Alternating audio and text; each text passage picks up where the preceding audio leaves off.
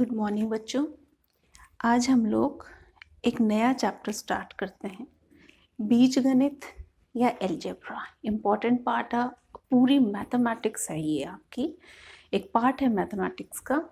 तो बीजगणित का सबसे पहले हम शुरुआत से लेके चलते हैं कि बीजगणित या एलजेब्रा क्या है, हम उसको समझने की कोशिश करते हैं। बेटा आपने इक्वेशंस पढ़ी हुई हैं अब तक, छठी क्लास या 7वीं 8वीं में, 5वीं से ऊपर वाले बच्चे हैं तो आपने एक्सप्रेशंस पढ़े हैं।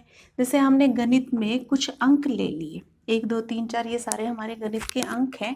इन गणित के अंकों को हमने ले लिया, जैसे 2 है, प्लस में 3 है, मल्टीप्लाई बाय 4 है, डिवाइडेड बाय 3 है, और माइनस 6 है। ये हमारा एक नॉर्मल हम लोगों ने अब तक पढ़े थे एक्सप्रेशंस, जिसको हम लोगों को सॉल्व करना था।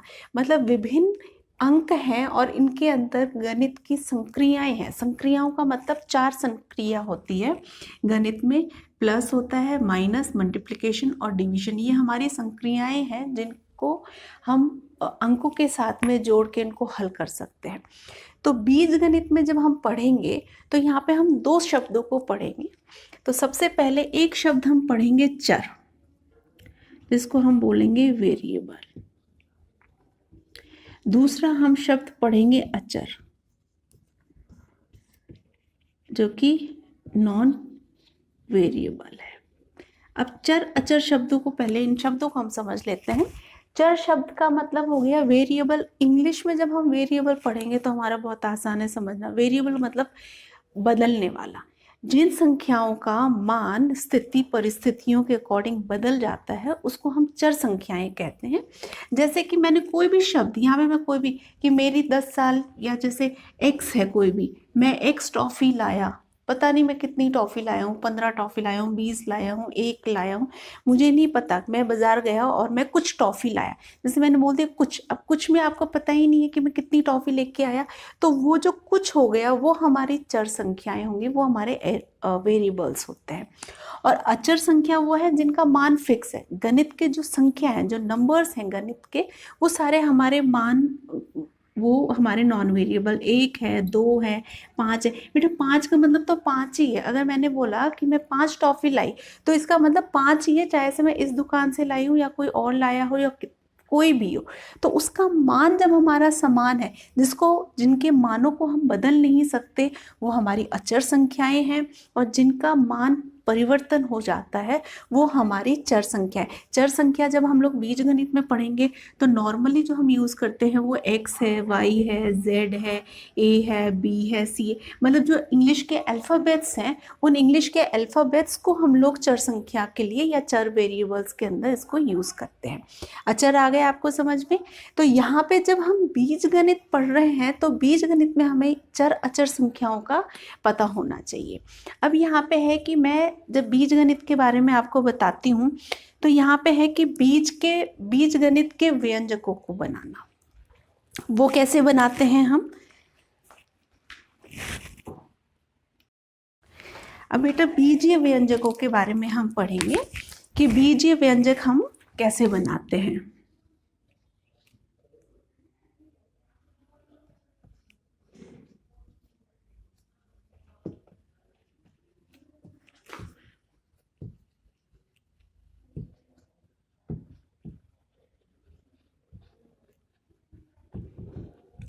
एल्जेब्रिक एक्सप्रेशंस, जैसे बीजीय व्यंजक जब हम पढ़ेंगे तो इसमें है कि जो बीजांक आ गए हम लोगों के, कि कोई भी नंबर हम लोगों ने ले लिया, जैसे 2x हो गया तो ये हमारा बीजांक आ गया।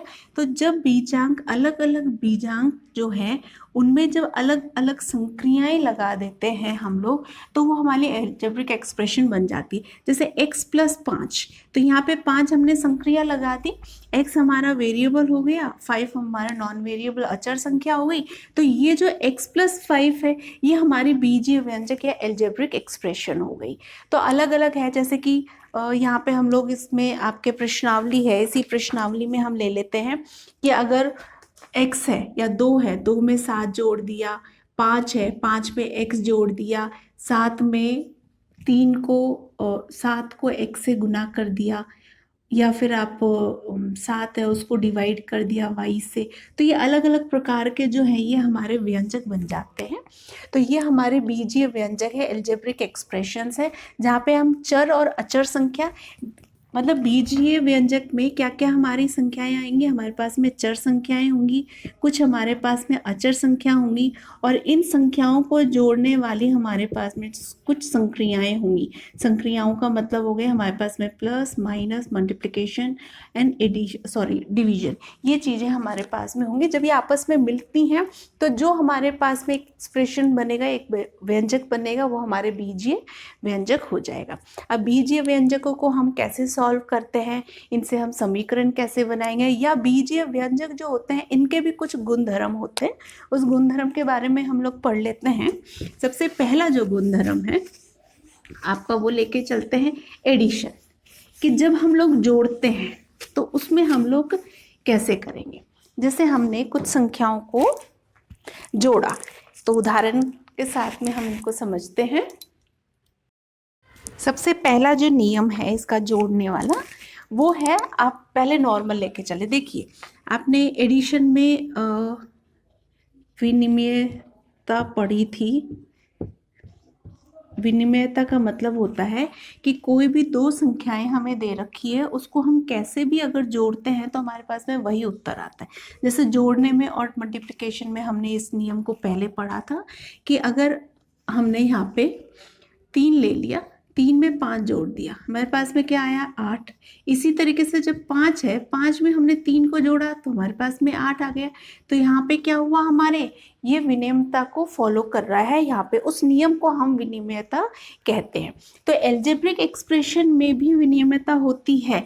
देखो x है, x प्लस वाई करोगे तो y प्लस एक्स आएगा, ये जो उत्तर आएगा ये सेम ही आएगा। माना यहाँ पे मैंने मान लिया कुछ भी, हमारा x है हमारा 5 आ गया और y जो है हमारा वो 2 आ गया। तो यहाँ पे क्या होगा, x की जगह जब हम 5 लिखो, y की जगह, तो हमारे पास 7 आया। और ऐसे ही 2 में जब हमने 5 को जोड़ा तो हमारे पास में 7 आ गया। तो इसका मतलब जो बीजीय व्यंजक, जो बीजीय अंक हैं वो विनिमयता को फॉलो करते हैं। तो दूसरा इसका है एक्सपेंशन का, हम लोगों ने पढ़ा था। जैसे इससे पहले भी आप लोगों ने नॉर्मल पढ़ा हुआ है, एडिशन सब्ट्रैक्शन, जब हम लोगों ने पढ़े होंगे संख्याओं के, उस टाइम पे हम लोगों ने इसमें पढ़े थे हमारे। तो यहाँ पे है कि आपके वितरणता, उसको एक्सपेंडेशन फॉर्म जब हम करते हैं, जैसे कोई भी संख्या थी 2 मल्टीप्लाई 3 प्लस 4 थी, तो इसका एक्सपेंडेड फॉर्म क्या हो रहा था हमारा, इसका एक्सपेंडेड फॉर्म हो रहा था 2 को पहले 3 से गुना किया, फिर ये प्लस किया, फिर 2 को 4 से गुना किया, यह हमारी एक संख्या आ गई, ये हमारी आ गई। मतलब 2 को पहले मैंने 3 से गुना किया और फिर 2 को मैंने 4 से गुना किया, फिर इसको ऐड कर दिया। तो यहाँ पे हमारे पास में क्या आ गया, 6 प्लस में 8, हमारे पास हो गया 14। जब इसको आप लोग करो 3 प्लस 4, इसमें हम लोग क्या करेंगे, बोडोमॉस को फॉलो करेंगे। तो पहले तो जो ब्रैकेट में संख्याएं हैं उनको हम लोग जोड़ेंगे, 7 आ गया, 7 को इससे किया 14, तो वही हमारे पास में उत्तर आ गया। ऐसे ही जो बीजीय अंक होते हैं वो भी वितरणता को फॉलो करते हैं। कैसे फॉलो करेंगे, जैसे हम एक्सप्रेशन ले लेते हैं, यहाँ पे x ले लिया मल्टीप्लाई y प्लस जेड। तो इसको जब हम खोलेंगे तो पहले x को हम y से मल्टीप्लाई करेंगे, x को y से मल्टीप्लाई किया, ये हमारी एक संख्या आ गई, फिर प्लस है, संक्रिया लगा दी, और फिर हम x को z से मल्टीप्लाई करेंगे, x मल्टीप्लाई बाई z। इस तरीके से हम इनको ओपन करेंगे। प्लस का ही नहीं है, सिर्फ मल्टीप्लिकेशन नहीं है, अगर प्लस भी है तो उसको भी हम उसी तरीके से यहाँ पे सॉल्व करेंगे। तो बीजीय व्यंजक या बीजीय गणित अंक जो होते हैं वो विनिमयता को भी फॉलो करते हैं और वितरणता।